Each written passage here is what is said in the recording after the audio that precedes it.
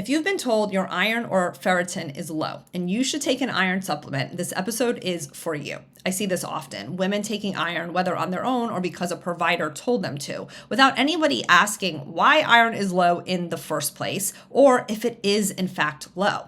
Iron is not a benign supplement, and low ferritin does not automatically mean that you need to take iron. So today I want to break down why most iron testing is incomplete, why iron supplements can backfire, and what causes low iron in women over 40 especially.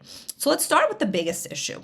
Most providers only test ferritin, even those in the functional and longevity space. Ferritin is an iron storage marker. That's it. It tells us how much iron is being stored, not how well you're absorbing iron, how well you're transporting it, or whether your body can actually use it. And if ferritin is low, that is one piece of the puzzle. A good provider knows to dig deeper. So to properly understand iron, besides looking at ferritin, you want to look at the following markers. Serum iron, what's circulating right now. Transferrin, the transport protein that moves iron. Iron saturation, how full that transport system is. And TIBC and UIBC, that's total and unsaturated iron binding capacity. And you want to look at how iron is actually affecting oxygen delivery and red blood cell production. So they should be ordering a CBC alongside the iron panel. Complete blood count. That is pretty standard blood work. This shows how iron status is functionally impacting your body. So the key markers to look at would be hemoglobin, hematocrit, red blood cell count, MCB, MCH, and MCHC. Then there's vitamin B12 and folate. A lot of providers aren't ordering this. And it's important too, because low hemoglobin, for example, doesn't always mean that iron is the issue. Low B12 or folate can mimic iron deficiency symptoms, create fatigue, shortness of breath, weakness, and can even alter your MCB level. So if a provider skips looking at B12 and folate, they can easily mislabel somebody as iron deficient if they're just relying on ferritin and give iron when the real issue is methylation or absorption of B vitamins and other nutrients.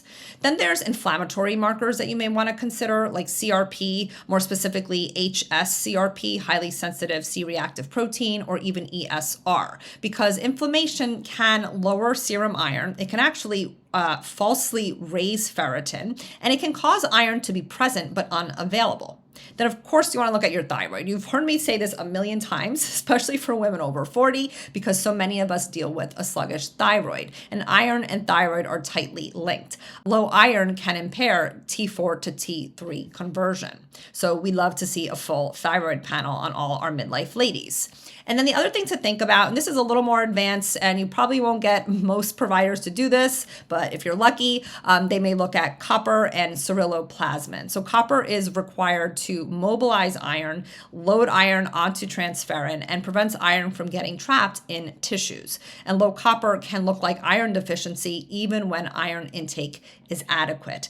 This is why we love to test minerals with all of our midlife clients, because looking at blood work is one part of it, but looking at minerals via a hair tissue mineral analysis gives a more comprehensive overview. So if your provider says your ferritin is low, take iron, it's an oversimplification, and why so many women stay tired even when supplementing. It's not necessarily about chasing numbers either. It's about understanding the physiology behind it all.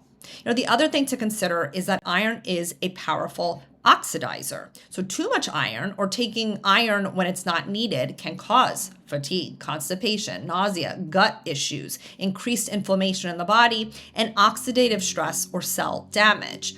Iron also feeds pathogens. Certain bacteria, parasites, and even yeast love iron. So if you're dealing with gut imbalances or chronic inflammation, like a lot of midlife women are, and then you add iron on top of it, you can feel worse. So if you're seeing low ferritin in your labs, that can be a signal that you have inflammation or hidden infections in the gut. They compete with you for iron. Poor digestion or low stomach acid, you can be eating iron-rich foods, but not be absorbing them properly because you do not have proper digestive function. You may have too much stress, and that is impairing absorption of iron. So stress is going to slow down digestion and nutrient absorption. Maybe you're not consuming enough heme iron, which is found in animal protein like red meat. And then there are hormonal issues driving blood loss, like low progesterone. So you have unopposed estrogen, and that can cause heavy periods, or even things like fibroids or polyps. So many women over 35, in my opinion, should consider progesterone therapy. If you can't get it from a provider, then consider a topical cream like Ona's Natural. It's the only brand that I currently recommend because it comes in higher dosages. So 100 milligrams, 200 milligrams, which is the standard dosing for the commercial progesterone if you were to take it orally. And you can titrate up as needed. Some women need to apply the cream multiple times a day, up to 4 times a day, morning, mid-morning, afternoon, evening, and take upwards of 400 milligrams or more to feel good. And about fibroids or polyps, these things do require imaging. They may need to be removed, but you do want to consider progesterone, making sure you have enough on board, balancing your minerals, and supporting proper estrogen detoxification. If we don't address the root causes, iron supplements become a Band-Aid, or sometimes it's like adding gasoline to the fire. Real iron support looks like supporting hormones to reduce your blood loss, improving digestion and stomach acid, supporting mineral balance, increasing heme iron intake via food, reducing inflammation so iron can be utilized, and screening your gut for infections if necessary. Sometimes iron supplementation is needed, but usually it's short term, and always with a plan and understanding all the different causes as to why it's low. So if you've been told that you have low iron or low ferritin, or you're taking iron and you're still not feeling well, know that there's more to the story. Inside the Perimenopause method, we assess full iron panels, not just ferritin, all the other markers that I mentioned, mineral status, stress load, thyroid, hormones, digestion, and gut health, so that we can answer the real question, why is iron low in the first place?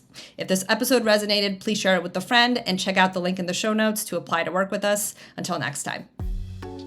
The information provided is for educational and informational purposes only. I am not, nor do I act as a doctor or any other medical professional. I am not providing healthcare, medical services, or attempting to diagnose, treat, prevent, or cure any physical, mental, or emotional disease or condition. The information shared is not intended to be a substitute for the professional medical advice provided by your own medical or mental health provider.